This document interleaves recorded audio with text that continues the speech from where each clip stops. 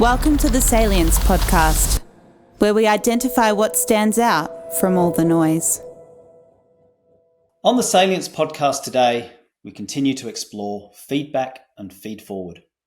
As many of you know, Mike and I wrote about the importance of feedback and feed-forward in our book, Resilience by Design. There are several different ways to create an effective feedback feed-forward loop, especially using different patterns of visualization with deliberate use of first, second, and third person perspectives. As I started reaching out to various experts to interview for this season, I realized that no one uses first, second, and third better than my co-author Mike. Mike and I co-founded Frontline Mind together in 2017 and grew the company until 2021, until Mike left America to move on to environmental projects in Indonesia and the Middle East, and I continued with Frontline Mind. Now, the move from a digital-led frontline training agency to regenerative agriculture and environmental intelligence might seem like a large or even random leap, but my experience working with Mike was scattered with unhindered moves in different directions. And in complexity, we talk about probe, sense, respond. So clearly, that's an important part of gathering feedback. Before coaching, Mike was a professional free climber where he pushed the boundaries of free soloing and bold, hard climbs.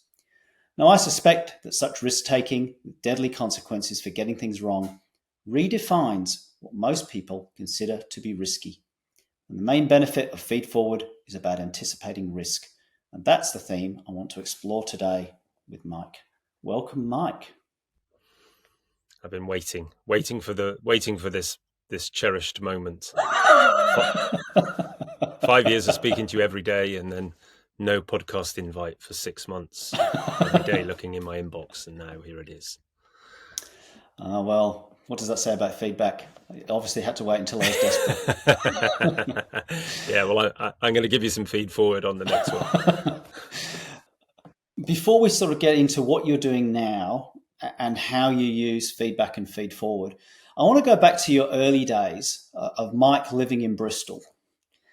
Take your mind back there into particularly that. I'm thinking that transition as you're starting to explore climbing for the very first time. Tell me about your early experiences with feedback and feed forward. This is before you've been trained in the sorts of techniques that we use. What did you natively discover? What natively worked for you? And how did it inform the directions you've taken? Yeah, it's a good question. So I wouldn't have been trained until I was 25, 26 years old, to use that term. And because I didn't have any experience in any corporate environment, well, and I still have a very limited experience in corporate environments, the terms such as feedback or even the need to take feedback formally was never something that I had in my life, or I had a need for in my life, because as you rightly pointed out, I was a rock climber.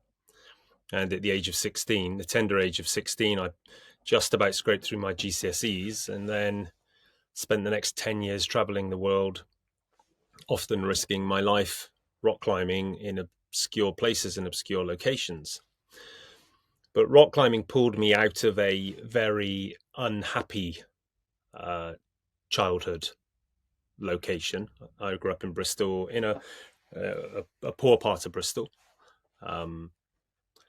My grandmother brought me up because my parents were too young and couldn't look after me initially. My mother was only 17 when I was born and living in a council house, and my father was unemployed. That was the 70s and the 80s of when the UK was going through a lot of struggles and upheavals economically. So I grew up in really what you'd view as the poorest of the poor of what Bristol had to offer. And then luckily at school, a friend's father took me climbing and I absolutely loved it, but it was a very intermittent event or activity. So from the age of 13 to 16, I probably only went a dozen times, but it was enough to get under my skin and to give me a focus of the type that I'd never ever experienced before. I wasn't particularly good at anything academic. I spent all my time in loosely what you'd call a gang. I mean, I had a group of about 20 or 30 mates who were out stealing cars and doing petty crimes and getting into fights with other groups from nearby areas. And some of my friends ended up in hospital, one in a coma for a couple of weeks with very badly damaged skull because of fights that we got into, people carrying baseball bats and golf clubs. And I also, my own home life was a very, very severely abusive one. I mean, I had a father who was an alcoholic who would get into fights every single weekend in pubs and then come home and take that out on my mother and brothers and sisters. And I say that and I give that background because it's important, because I know at a very early age, as you use the term, I sort of natively learned how to project into a world that I didn't exist in. I mean, this is the equivalent of any kid living in a unpleasant home life who's daydreaming of something better. In fact, as people listen to this podcast, there's probably many who are sat in jobs that they don't particularly like, or maybe in relationships they like, or in places they don't like, where they start to project out towards something that they don't have in their life. We only dream of that which we don't have. I live in Bali now. I'm 1 mile from the beach. I have an organic farm. I don't dream of owning an organic farm anymore. I used to, when living in the city of London, dream of having dogs. I now have 7 or 8 dogs, depending on which day of the week it is. I don't dream of having any more dogs. In fact, I'd quite like to get rid of 1 or 2. The beach is just down the road, so I don't ever have fantasies about being at the beach because I can go down there.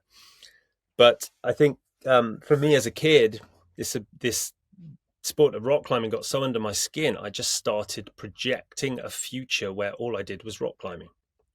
I'd see Mike in the climbing gear he couldn't afford, with a rope that he couldn't afford, with a harness that he couldn't afford, with faceless climbers who he didn't yet know or have any access to, on adventures around the world in places that I'd only seen in books. And I'd imagine myself, and I think I've told you this story before, at 16, my grandmother bought me a book called Rocks Around the World, and one of the center spreads is one of the world's best climbers back then, Stefan Glovak's, hanging from the lip of a climb in Australia.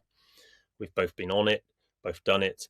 And on that lip, Stefan is hanging with no climbing rope or climbing harness, no safety equipment whatsoever. And he's about 80 feet above a very, very hard sandstone floor. So if he fell, he would be smashed to death.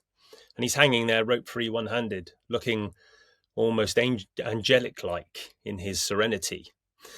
And I saw that image, and that was before Photoshop, so I never assumed it was fake. I just couldn't grasp how any human could ever be in that situation and look so casual. But I stared at that image 1,000 times, and I literally projected myself into Stefan's body 1,000 times, hanging there on that lip, one-handed, to try and understand what that level of freedom felt like. And of course, fast forward a couple of years later, I actually was at that lip hanging without any ropes, but I was sweating and fighting for my life, and that's another story. But the native learning really came from a necessity to, I think, my unconscious, to try and figure a way out of a very, very unpleasant home life. And my father died when I was 16 in a very violent way, and that was it. That was the catalyst for me to step into those visualized, embodied, future forward dreams, but the future that I'd created whilst living in a little council house with TV on endlessly, and my wonderful grandfather smoking 60 cigarettes a day, and my bipolar grandmother raging or doing whatever she did, and me sat in the corner seeing myself in Australia or in Buttes in France, in the south of France, or in the Czech Republic, or in America, all places that I had no idea how I would ever get to, no idea how I'd ever afford, how I would ever get away from the grips of the very insular, tribal, parochial society that I grew up in and culture that I grew up in. But those feed forward hallucinations were strong enough that became my entire life. Yeah, what a terrific explanation of the conditions that accelerate that natural, that native capability. I can relate to growing up in England in the 70s and 80s, traveling with guys that are carrying pocket knives and, the glue sniffing, setting off petrol bombs. It's a pretty wild time. I grew up in the same sort of environment, a little bit south of Bristol, actually. What I really, when I'm tracking for the patterns of what you're using there, I'll make a couple of things explicit and test if I've understood. One of the things you said was that you'd see Mike there climbing with faceless people around. So that sounds like a third person observing this character, Mike, who looks like you, doing all these things. And I see you nodding here, so we're on the right train there.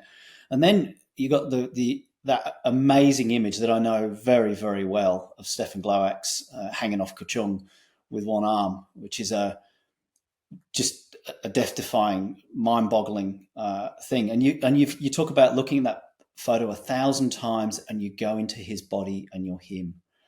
And that's a beautiful second position. You know, that modeling, you're embodying that whole experience and projecting around the world.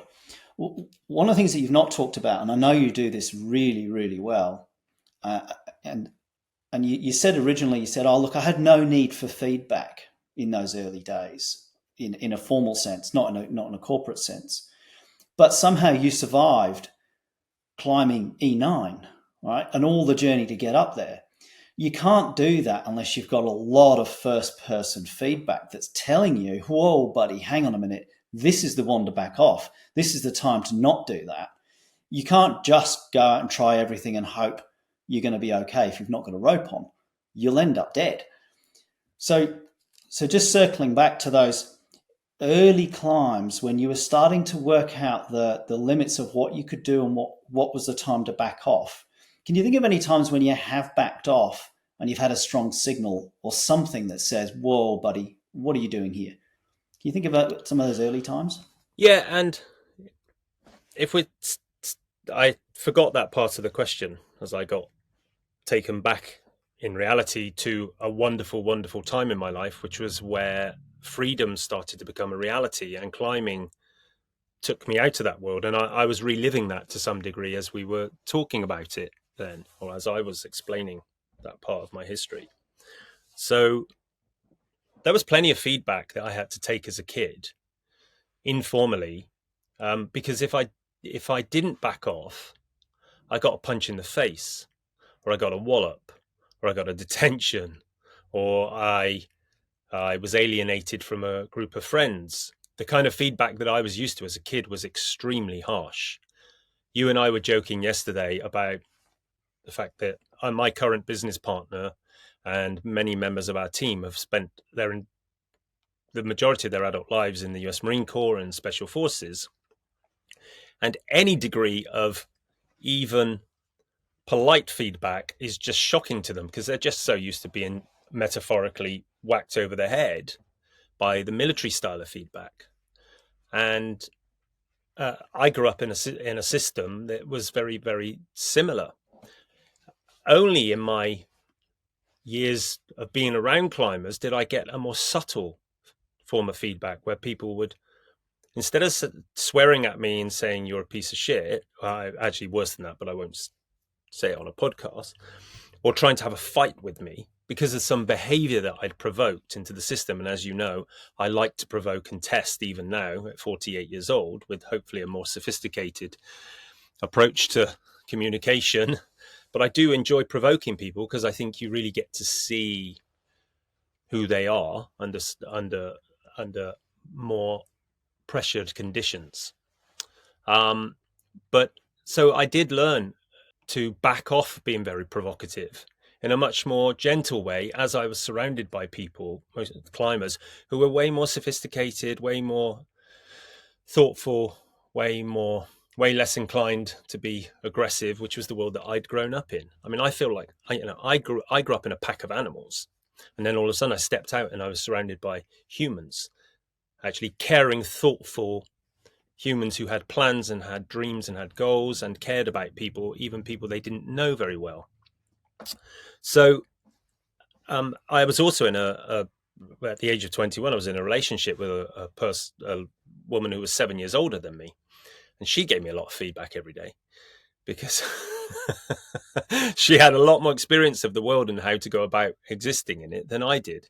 I was still something of an unbridled animal. And actually, climbing was in some ways the perfect outlet for me, because, as you well know, many climbers, they take honor in being dirtbags. If you don't know what that term means, it's somebody who is literally just living in tents and in cars and under trees and in a hammock and spending minimal money to just get by to do what they love. A dirtbag climber is somebody who is dedicated to life on the road, going from one campsite or one remote climbing region to another. And you don't care about material things. I mean, for 10 years, my life could all be packed into a rucksack, give or take the odd car here that costs $500 or $600 and invariably broke down somewhere along the line.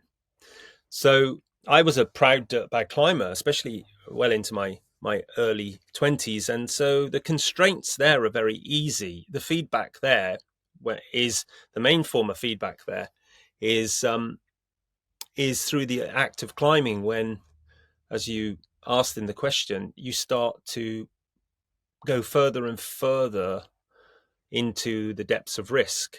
I free soloed. I loved free soloing.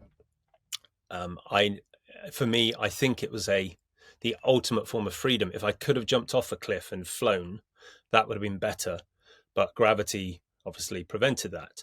So free climbing was the nearest thing for me. It also gave me a sense of purpose. It also gave me a sense of being different from other people, and confidence that I previously didn't have. To answer your question about the feedback from the risk in first position, of course, I wouldn't be here at 48 years old if I didn't have a highly attuned sense of risk. And growing up in a family where you have abusive caretakers, and you grow up in a gang where everyone's looking for a fight or to prove themselves, and where, as a kid, I was chased by the police more times than I was chased by the neighbors. You have to have an embodied sense of risk.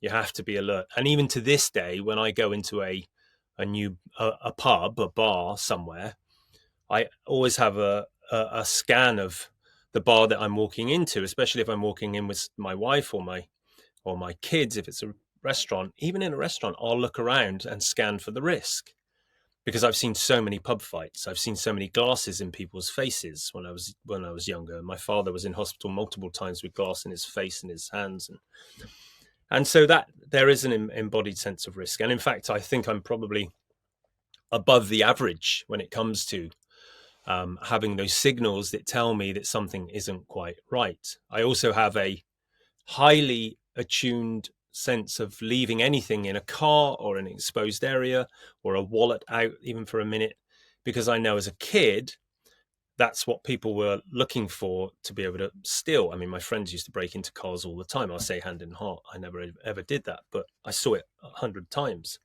So I know the patterns of risk. In climbing, there's been a number of occasions where I've trampled over it because of my deep commitment to getting to the top or achieving, or knowing that there's a photographer.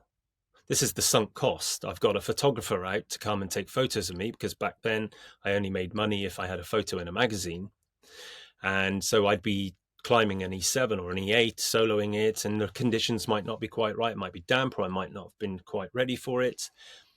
And I'd have an overwhelming sense of don't get on this, that fear in the stomach. There isn't the usual anticipation of signal that is, this is going to be a challenge, but it's, oh no, it's a sinking cold feeling. The taste of fear starts arising in the mouth before you've even set off on the ground. That's, never a good signal to start into a venture. There should be some element of nerves, some excitement, some mild anticipation, or even medium, some detected anticipation, but not that sinking feeling of dread. And I've had that a number of occasions, and it's almost invariably always gone really badly. It's only pure wild animal desperation that's got me through. I've ended up jumping 80, 90 feet above the ground. I've ended up jumping for photographers because I messed it up, and catching the photographer in midair. He's dangling on a rope nearby. That's one of my stories from in my early days when I was trying to make a name for myself in Bristol climbing. There's a video, as you well know, I think it's in your Frontline Mind platform, probably still to this day, of me climbing an E9, arguably back then the most dangerous climb in Britain. The final holds of it are they're just non-existent. And I was getting near to the point where if I went one more move up and I fell off, I would have been in hospital, no doubt, maybe dead. And as I start to move up, mid-move, I remember I had an overwhelming restriction in my movement. Normally, when you're climbing well, you have flow. You don't even notice the movement beyond a certain point. This was like I had elastic bands pulling my arm back down. And as it turned out, I was so fully engrossed in getting to the top, I hadn't noticed when I tied in that a mist had come in and made the climb damp. And had I got up to those holds, they were entirely dependent upon friction, cold, crisp friction. You just wouldn't be able to do those moves in the damp. They're too difficult. And you're 70 feet off the ground and you would hit the floor from that. And the floor is solid gritstone. So it would be very, very ugly. So halfway through that move, my unconscious restricted me from getting to the next hold because that was the point of no return. So halfway through, I start to come down. And then a second later, I'm flying off through the air. Luckily, I had a belayer who would have put Usain Bolt to shame, and he took in enough rope so that my feet just skimmed the floor. Had he not done that, I would have also probably been in a wheelchair at best. So there, I have a deep ingrained sense of first position risk, and as a father, that has become even more amplified because I have one child who is, as you well know, who is extremely curious about the world, has literally almost drowned on 2 occasions. We found him in a pool when he was 1.5 years old, underwater, only because his brother came and told us he was meant to be being looked after by some 13 and 14-year-olds who allowed him to go out the back of their house where there was no fence. That put me on a high alert. And then a year later, he, at a pool party, ended up going under a inflatable for 26 seconds and luckily was spotted. So my attention to Obi, his name is, my attention to his risk-taking is even more alerted in my system than anything I could have ever had for myself. Yeah, fantastic description. There's some really important patterns in there I'm just going to make explicit. For listeners, Mike talked about a climb. It's on YouTube. Mike Weeks' Harder, Faster, I think is the name. It's him bailing off the E9 that he describes. It's worth watching, and you can really see what Mike describes, how just another couple of feet and there's no question he's going to hit the deck. What Mike says there, that in that first person feedback, he's got an embodied response. In this case, it was like his chest became like elastic. He describes how his unconscious just stopped him flowing. So he went from flow to conscious awareness of, I need to backpedal out of here and get out. It's, the dampers come in, I'm not going to make this move. And you see Mike reversing that. And he reverses enough of the climb to get out in one piece. That for me was one example of the feedback that I was looking to bring out in today's podcast. Even when we're in flow or we're not paying attention to what's going on around us, being alert to a signal is so important.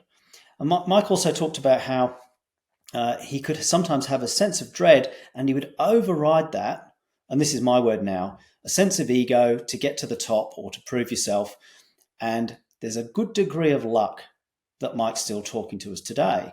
You don't jump off a cliff from 70 feet up and grab the photographer on the way past too often in your life, right? You might get away with that. I mean, I don't know how many lives you've got left out of your 9 lives, but not that many. Not that many, I wager, right?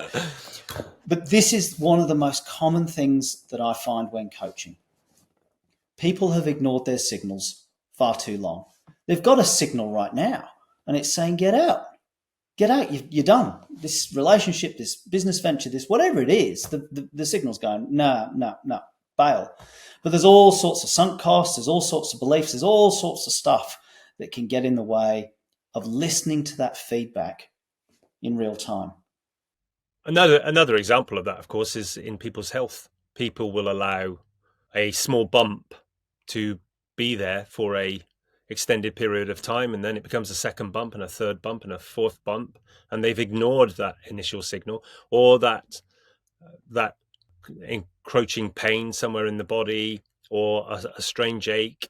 And eventually, after 6 months, 9 months, they end up going to the doctor because they've always convinced themselves that they don't get sick, they're not going to get cancer. And the doctor's first comment is, it's a shame you didn't come here 6 months ago or 8 months ago or a year ago, because we could have treated this when it was at its weakest signal. And there's a lot of override in the world. I'm guilty of it myself, not when it comes to health. I typically can detect something that needs attention very early on. But yeah, that inability, or often just that disregard of our intuitive wisdom, I think has caused more problems in people's lives than likely any other disregard for information coming from the system. If we actually taught our kids from the earliest ages to trust the intuitive signals, not always, because you can't, as you well know, you can't trust a first position intuition in a context that you don't have a great deal of experience in, or no experience. You're not going to override the ski guide in the mountains when he says you can't ride this beautiful looking untouched powder field because the avalanche risk is too high. No, my excitement is telling me that this is just right. Well, yeah, good luck. You're going to die, most likely. The excitement is not an educated signal that's detecting a pattern. But the girl who gets in a car with a stranger, even though she's told her stomach's, or somewhere in her body is telling her not to, but she's got too much rapport with that person because they've been chatting in the bar, and then that turns out badly. This is a story that's happened throughout the ages, right? This is why people end up in a lot of trouble when they're drunk or on drugs, is because it completely dampens the signals. And even caffeine, as we wrote about in Resilience by Design, even caffeine and aspirin and Tylenol and dampen signals. So you're more likely to end up in reality in some kind of accident or undesired situation because you've dampened the signals in some way. I'm way more inclined to take risk on my motorcycle after I've had a couple of strong espressos. And I ride a 500cc motorcycle here in Bali. If you've ever been to Bali and been on the roads, you'll know that there aren't really any road rules. People go up on the pavements, they overtake, undertake. I mean, every single thing that you would get beeped at and hurled abuse at in Australia or in the UK or in any Western society, here is just normal bike riding.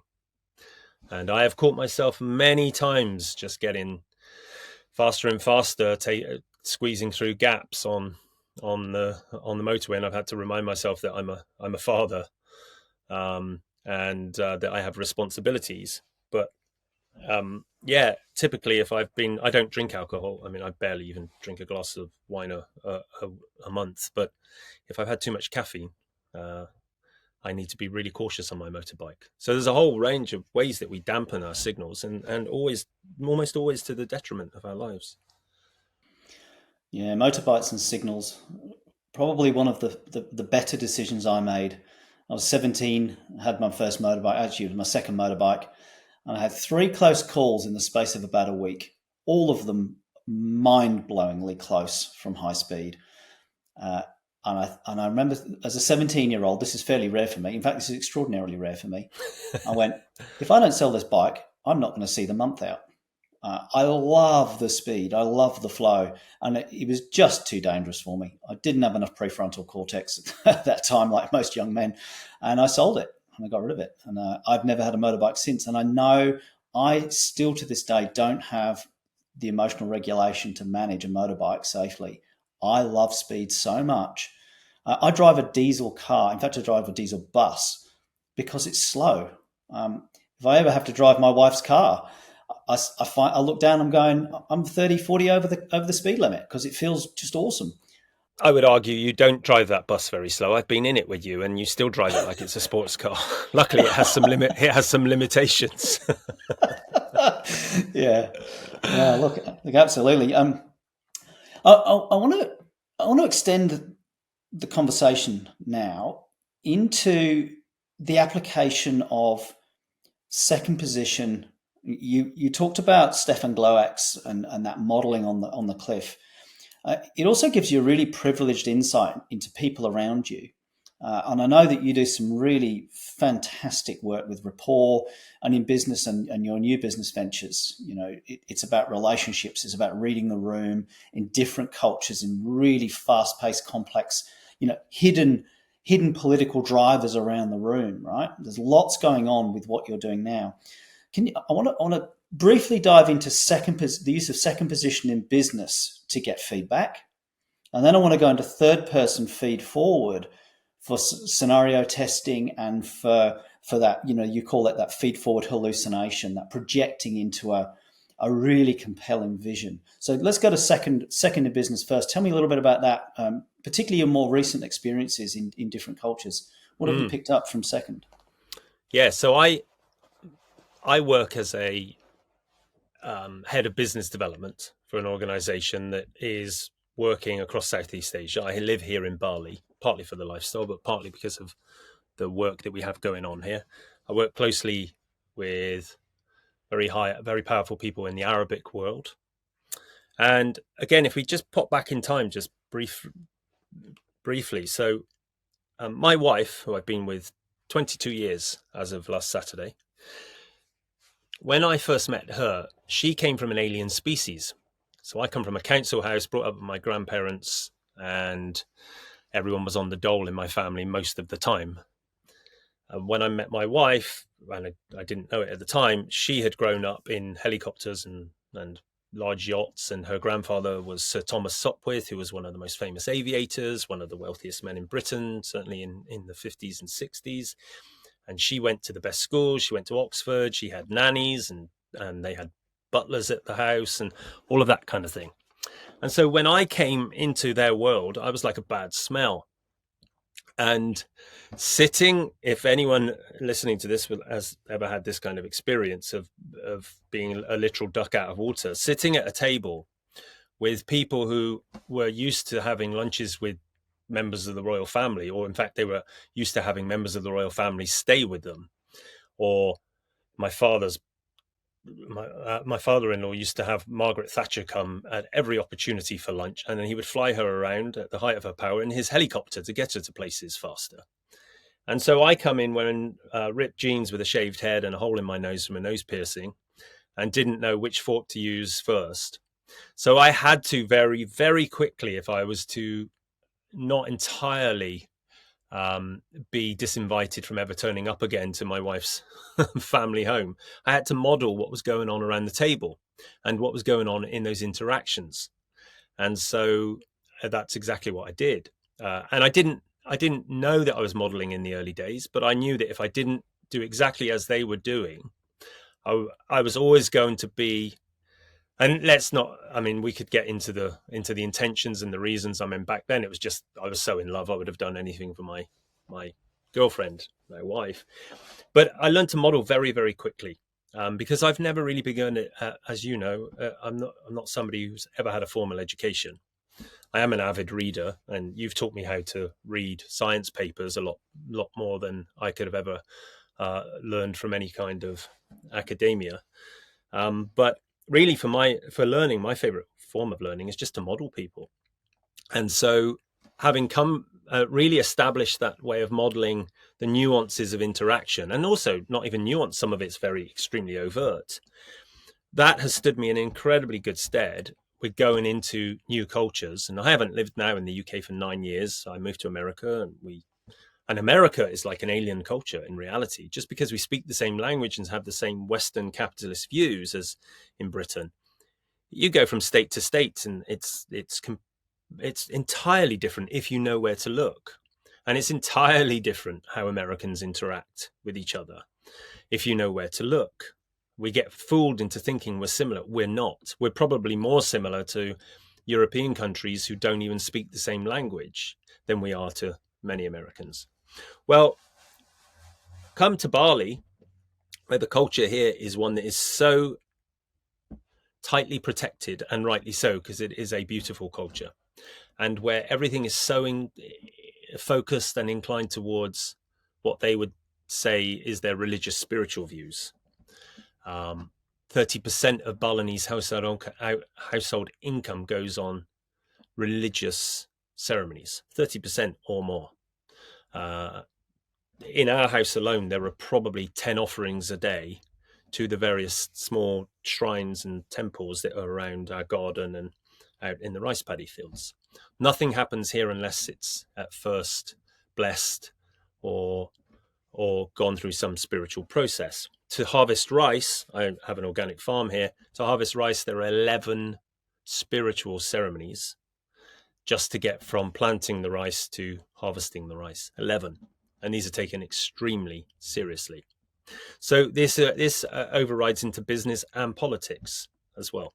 And I work closely with the governor here, Governor Costa, because we're rolling out a very large scale program to decarbonize the island of Bali. And so I've had to go into those cultures and model, and not go in just proposing that we in the West have a better view and a better way of doing it, and my company can sell to them. It's been rapport building and modeling and understanding the nuances of the culture again and again and again. And I've messed it up badly, because the difference between Jakarta, which is of course a predominantly Muslim culture and where I'm doing a lot of business, versus Bali, and even then the entirely Muslim culture of Saudi Arabia where I'm working, they're extremely different. So we have to be able to put on a different jacket for a different context. And when thinking about risk, I mean, the risk is that you lose the rapport with people, you lose the respect, you lose the trust, not because you've intentionally done that, because you've not paid enough attention to the nuances, especially in Saudi Arabia, where they're extremely easily offended. And I'm not saying they're easily offended because they're hypersensitive, like we would say somebody's easily offended in the West. It's that they put so much emphasis and so much importance on the sophistication of interactions, of the politeness, of the protocol, of the levels of respect. You would never ask somebody in Saudi how their wife is. That would be incredibly disrespectful. Whereas I would feel it was disrespectful if you and I had a few calls and I didn't ask how Lizzie was.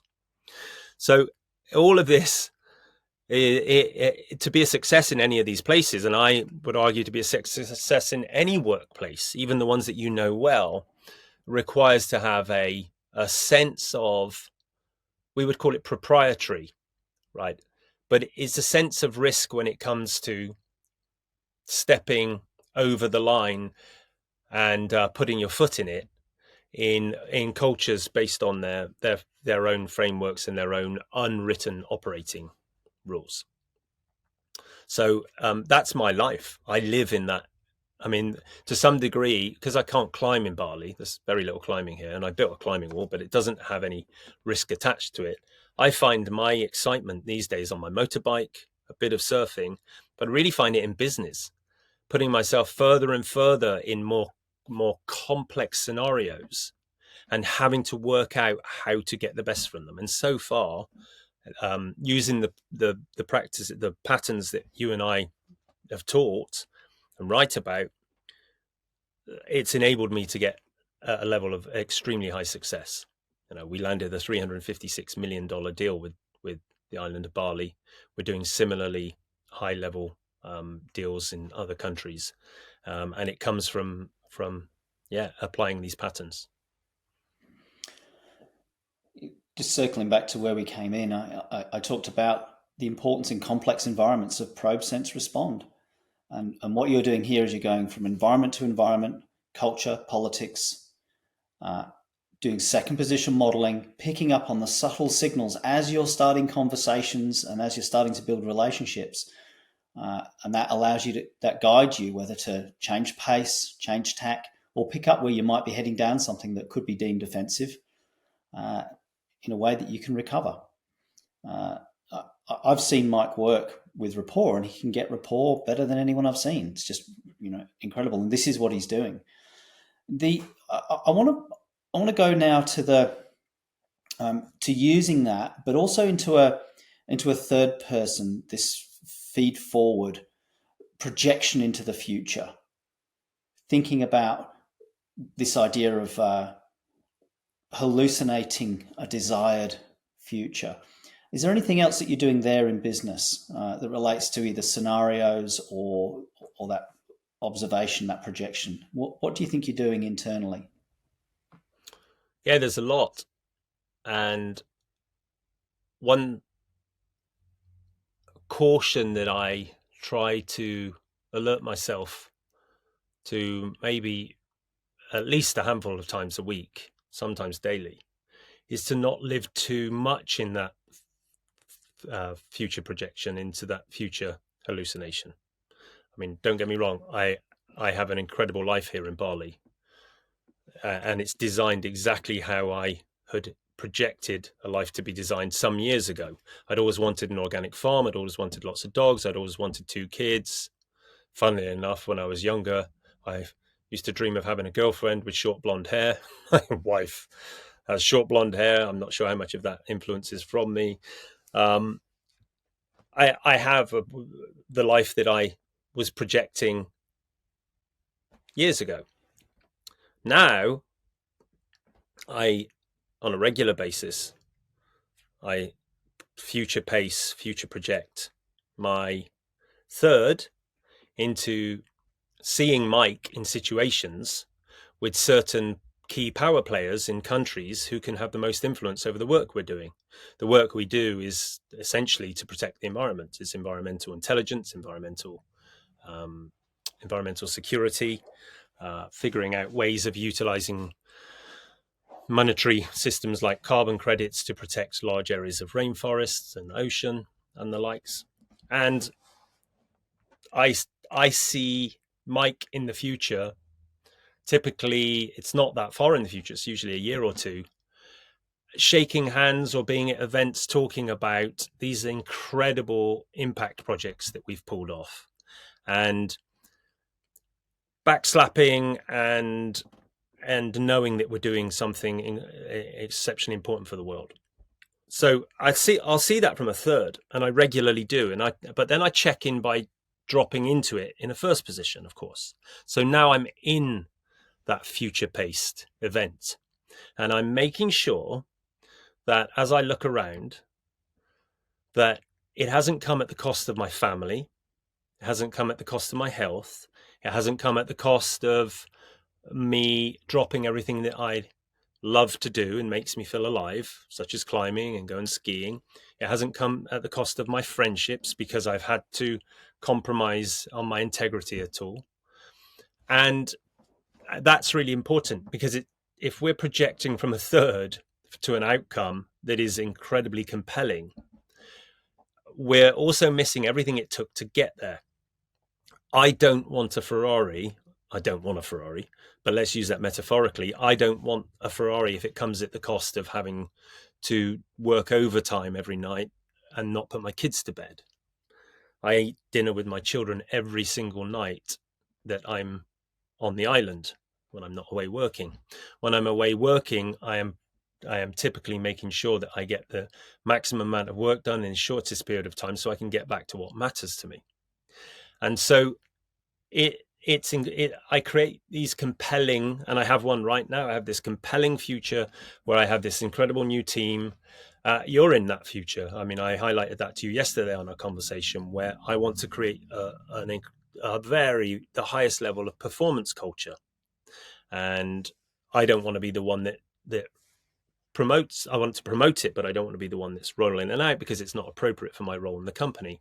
But I want you, because you're the most trusted person I know who can do that, to be coming in and rolling that out and creating a coaching rather than a management environment, and applying everything that you and I have learned over the last 15, 20 years, and especially in the 5 years we worked together, into the organization. So I see that out there. But I'm always dropping in first position and checking in, and then I'll just check in on second position. So I go second on our CEO regularly to figure out where he's at. I go second position on the people who work for me to see, looking back at Mike, what's it like working for Mike? And yeah, he's demanding and he has a very high level of expectation, but he's not always there to be able to give the kind of support or asking the questions that are required to give the support that is needed to be of that level. Plus, Mike often thinks that people are more competent than they are and expects a lot more from them without having explained explicitly how he would like it done, or at least how he would like the outcome to arise. And so only when I go into second and become, I won't name the people that work for me, but name those other people, do I look back and see where Mike's many unresourceful patterns are kicking in. I mean, I'm sure you're sat there now thinking, well, I wish you'd have gone second on me a lot more in the 5 years we worked together. I'd still have hair. So the ability to use the three positions is absolutely essential, and it's actually very simple to do as well once you actually learn to be able to, once you train it. People do it anyway, but most people typically will project out into the third, see themselves in that incredible event, but they're not checking in from first position to just make sure that they're not doing it from a place of stress, or they're doing it from a place of worry, or a place of regret. I don't know about you, but I'm sure it's in the tens, if not hundreds of times, looked back on my life from my last day on earth. I imagine myself 100 years old, false teeth, sat in a rocking chair, smoking a cigar, looking back on my life and then checking in from first position, looking back, saying, where were my regrets? What did I wish I'd done more of? What was I? And making sure that I'm not heading towards that position and having regrets. Without that, I don't know how people manage their schedule their lives. Yeah, I've got a saying with a really good buddy of mine. We talk about 1 year left. If you had 1 year left, would you be doing what you're doing now? It's not 1 day left. It's not a week, because that's very different. It's not 10 years, but it's a year. What would you do? You still got to provide for your family and, engage with those things. And it really helps you prioritize. Now, I've got a couple of quick sort of concluding questions. Rapid fire. Rapid fire. I think, one of the things that you're doing now is massively impactful ecology projects. And that relates to what you just said about personal ecology, and I'll touch on that again in a moment. You're motivated by making the world a better place. We started off on human performance and recovery and working with frontline people, and that was about helping people who do incredible work. And then you've moved into ecology. This is a big distillation question. If you could direct people's attention to something in the world, one thing, what would it be? So the reason that I personally would only work in areas where I feel it has an impact, be it on people, society, or on nature, is because I spent a large part of my early life suffering. So one of the reasons that I got into NLP and coaching is because I needed it. And until I'd met John Grinder, I was an internal mess. And that man saved me in more ways than I can count. And the patterns that we write about in Resilience by Design saved me in more ways than I can count. And I have a noting that is deletive and generative. I have a pretty good memory, and I can remember what it's like to suffer. And so I have a large amount of empathy for people.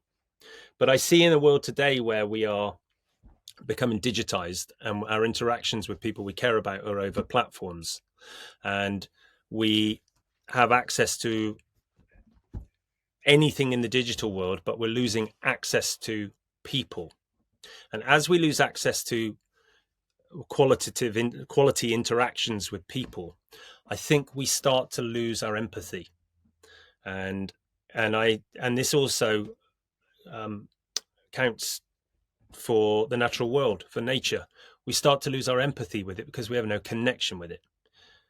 yeah, we can watch David Attenborough and we can feel connected to some degree, but it's not the same as sitting under a tree and having a small bird land a few feet away and a butterfly fly by, and you see a deer poke its head out of the wood to see if there's any threat.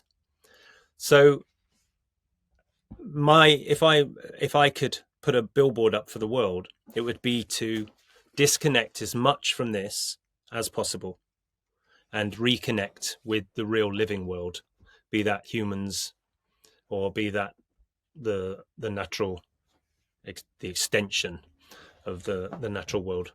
That would be my number one, because I see that is I actually think that's our greatest threat, because when we lose empathy with each other and the world around us, we're lost.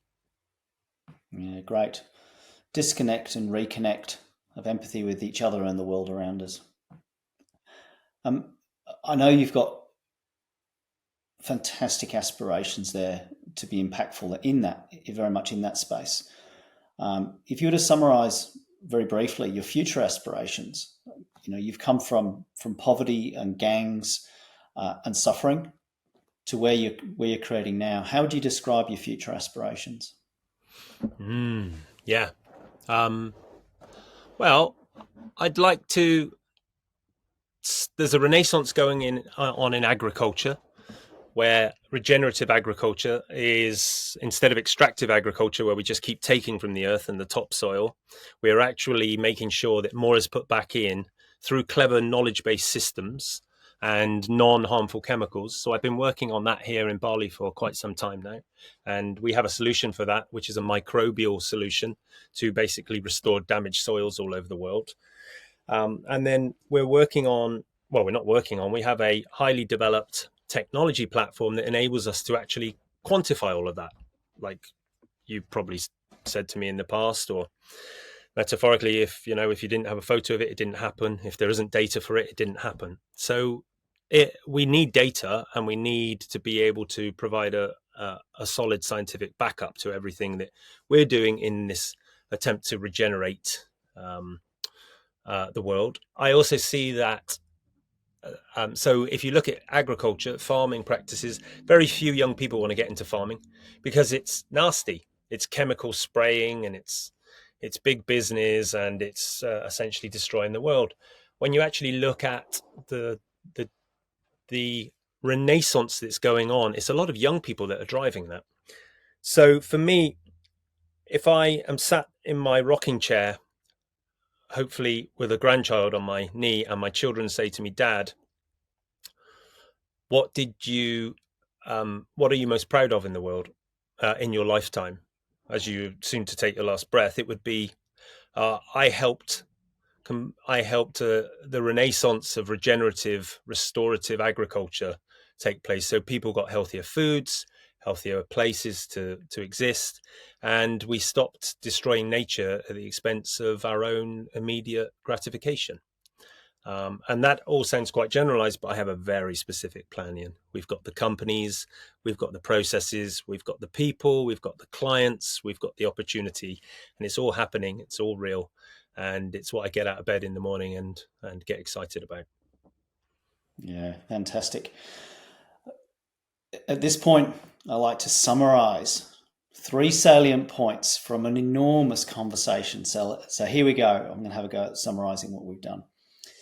My first takeaway, and I think this is incredibly important, is you developed really refined use of first, second, and third from natural pressure.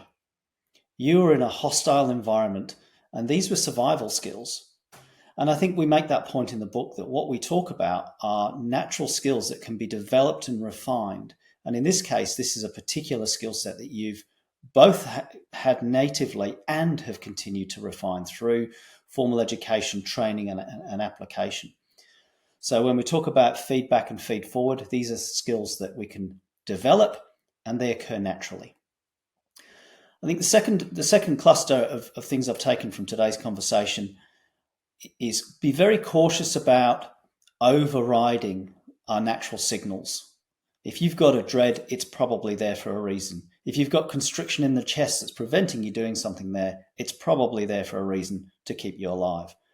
And I think that even in states of deep flow, being alert to those signals to kick us out, keep us safe, I think is something we wouldn't be having this conversation today unless you'd respected that, at least learnt along the way. And the third piece I'm going to go to is ecology, and that's in two senses. One is you talk about a future pace. This is your feed forward. You project into the future, and it's not just a projection of achieving an outcome. It's a consideration of all of the interactions that outcome will have. What does it mean for family? What does it mean to get there? Do I have to give up having dinner with my kids? Is that worth it? What are the relationships? And then that metaphor of the importance of ecology goes into empathy with others, empathy with the environment around us. And you can't do that if you're fully connected and wired in. You need to disconnect from your electronics, pay attention in the moment, which is a first-person awareness, and being present. And there's my salient summary of today. And that's why it's the Salience podcast, and you are a master pattern detector. I enjoy pulling out the patterns and summarizing them. And as I said at the introduction, you use these patterns better than anyone I've come across. I think it's just fantastic what you're doing, and I look forward to helping you on your journey with global ecology and regenerative ag and the intelligence that goes with it. Thanks for today's interview. Thanks, mate. Catch you soon. We hope you enjoyed this episode of the Salience podcast. Please leave us a review and subscribe wherever you get your podcasts. You can also subscribe to the Frontline Mind newsletter by visiting our website at frontlinemind.com. Have you got a topic you would like some more salience on? Send us a message on LinkedIn or email team@frontlinemind.com.